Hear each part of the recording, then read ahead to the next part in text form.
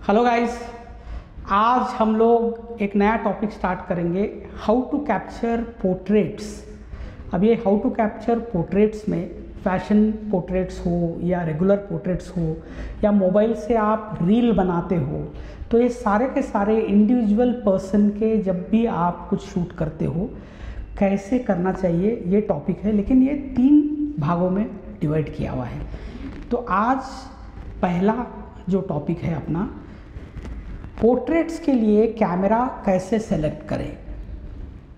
मतलब मोबाइल हो या मिररलेस कैमरा हो या डीएसएलआर कैमरा हो या कोई भी कैमरा, हम पोर्ट्रेट्स के लिए स्पेशली सेलेक्ट कैसे करना चाहिए उसके बारे में बता रहे हैं। वैसे हम लोगों के पास में मोबाइल ऑलरेडी ख़रीदा हुआ हो सकता है या कैमरा ऑलरेडी ख़रीदा हुआ हो सकता है, लेकिन वो कैमरा पोर्ट्रेट्स के लायक है या नहीं ये आपको जानना बहुत ज़रूरी है, क्योंकि पोर्ट्रेट फ़ोटोग्राफी करते समय कैमरा के अंदर जो फीचर्स होते हैं वो ऑलमोस्ट सभी कैमरा में होते हैं, लेकिन फिर भी डिटेल में जब बताऊंगा तब आपको पता चलेगा कि आपके कैमरा से पोर्ट्रेट्स अगर अच्छे आ नहीं रहे हैं तो क्यों आ नहीं रहे हैं ये पता चल जाएगा। ठीक है। सेकंड टॉपिक अपना रहेगा how to select lens for portrait photography, तो वो दूसरा है। और तीसरा, पोर्ट्रेट फ़ोटोग्राफी हम शूट करते समय क्या ध्यान रख के शूट करना चाहिए, ये तीसरा टॉपिक रहेगा। तो आज चलो हम पहली टॉपिक के अंदर how to select camera for portrait photography ये जानेंगे। वैसे पोर्ट्रेट फ़ोटोग्राफी के लिए कैमरा के अंदर जो फीचर्स होते हैं उनमें से कई लोगों को लगता है ज़्यादा मेगापिक्सल्स होने से बहुत अच्छे फ़ोटोज़ आते हैं। ये बहुत बड़ी गलतफहमी है। मेगापिक्सल ज़्यादा रहने से आप फ़ोटो को एनलार्ज बड़ा कर सकते हो, ये एक बेनिफिट होता है, लेकिन पोर्ट्रेट फ़ोटोग्राफी के अंदर जो ब्यूटीफाई करने का जो तरीका होता है उससे मेगापिक्सल का कोई संबंध नहीं होता। तो फिर हमारे पोर्ट्रेट फ़ोटोग्राफी के लिए आपके पास में मोबाइल के अंदर या कैमरा के अंदर मेगापिक्सल ज़्यादा रहना ये कोई इम्पैक्ट नहीं करेगा। फिर इम्पैक्ट जिस बातों का होता है वो क्या है, बेसिकली फोकसिंग सिस्टम आपके कैमरा का कितना अच्छा है ये बहुत ज़रूरी है, क्योंकि जब आप पोर्ट्रेट निकालते रहते हो तो स्पेशली आप किस जगह में चेहरे के आँख को फोकस करना चाहते हो या लिप्स को फोकस करना चाहते हो ये बहुत इम्पॉर्टेंट होता है। अगर आप फुल लेंथ पिक्चर भी ले रहे हो और आप अगर शर्ट को फोकस करते हो और मैं अगर बैठने की पोजीशन मेरी कोई ऑड है और मेरा चेहरा शर्ट से थोड़ा भी पीछे है तो आपका फोकस हो सकता है चेहरे का ना आया हो, क्योंकि लेंसेज पे भी बहुत कुछ डिपेंड करता है, लेकिन फोकसिंग की सिस्टम जो होता है वो कैमरा के अंदर ही होता है। जैसे अगर आपके कैमरा में मल्टीपल पॉइंट फोकस सेलेक्ट करने का फैसिलिटी होता है तो बहुत अच्छा है। कई कैमराज में सिर्फ 9 पॉइंट फोकसिंग या 6 पॉइंट फोकसिंग ही होती है, तो आप 6 ही पॉइंट के ऊपर फोकस कर सकते हो या 9 पॉइंट्स पे ही जाकर फोकस कर सकते हो, लेकिन ये कैमराज में आपको पोर्ट्रेट लेने की दिक्कत जा सकती है। जिस कैमरा में पॉइंट्स जो होते हैं फोकसिंग पॉइंट्स वो ज़्यादा से ज़्यादा होते हैं तो वो ज़्यादा बेटर होता है।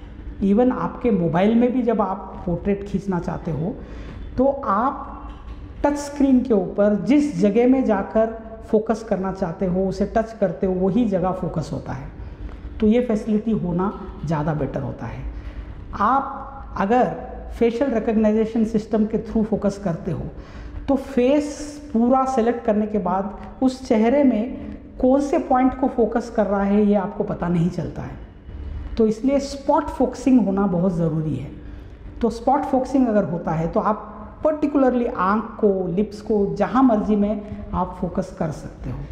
तो बेसिकली आपका फोकसिंग सिस्टम थोड़ा एडवांस होना चाहिए, वो ध्यान रखना चाहिए कैमरा के अंदर। सेकंड, अगर आपको लो लाइट परफॉर्मेंस के हिसाब से फ़ोटोग्राफी करना है तो आईएसओ परफॉर्मेंस उसका अच्छा होना चाहिए।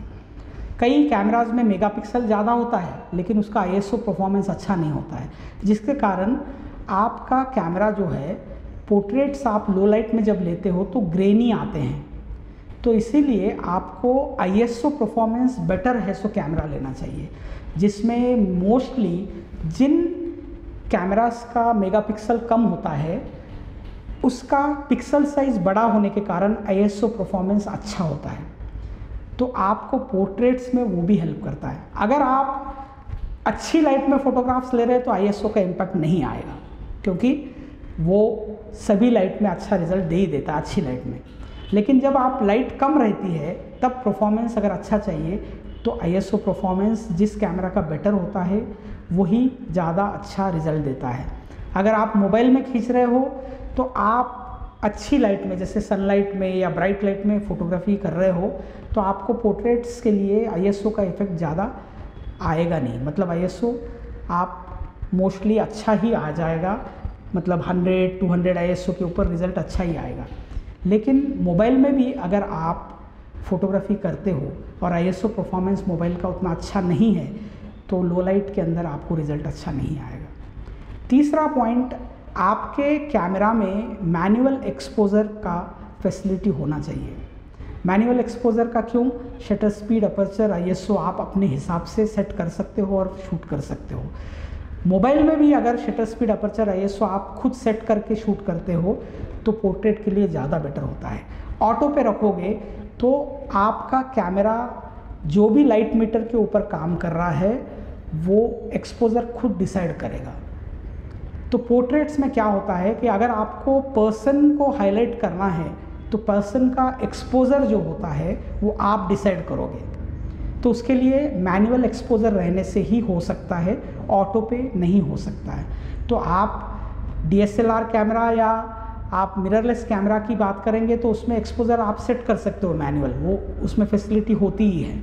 लेकिन मोबाइल के अंदर आपको जो कैमरा होता है उसमें मैनुअल एक्सपोज़र की फैसिलिटी नहीं होती है। तो आप मोबाइल वो सेलेक्ट कीजिए जिसमें मैनुअल एक्सपोज़र रख सकते हो।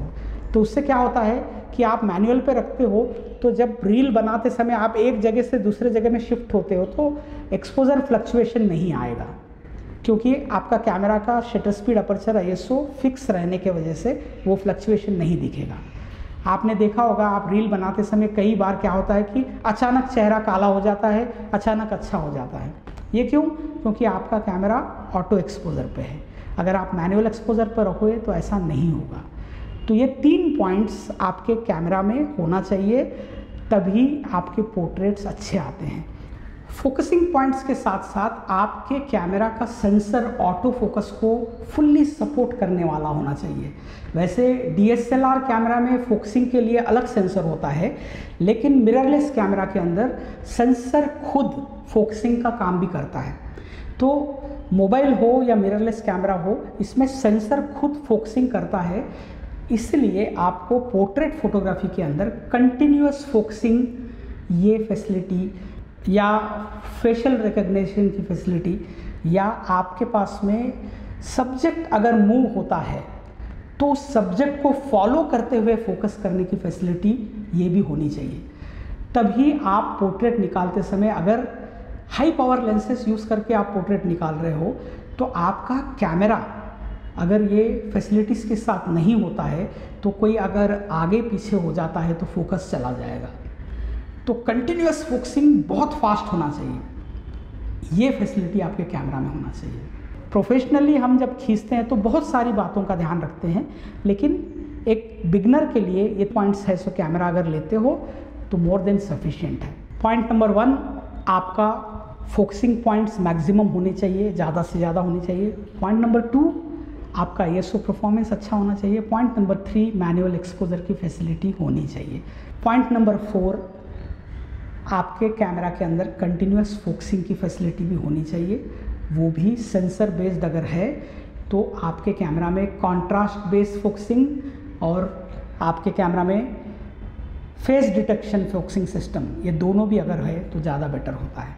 तो ये सारे फैसिलिटीज़ आपके कैमरा में हो तो आपका रिज़ल्ट बेटर आता है। तो ध्यान दीजिए, आप मोबाइल से शूट कर रहे हो या DSLR या मिररलेस से कर रहे हो, तो इन बातों को ध्यान में रख के आप बहुत अच्छी शूट कर सकते हो।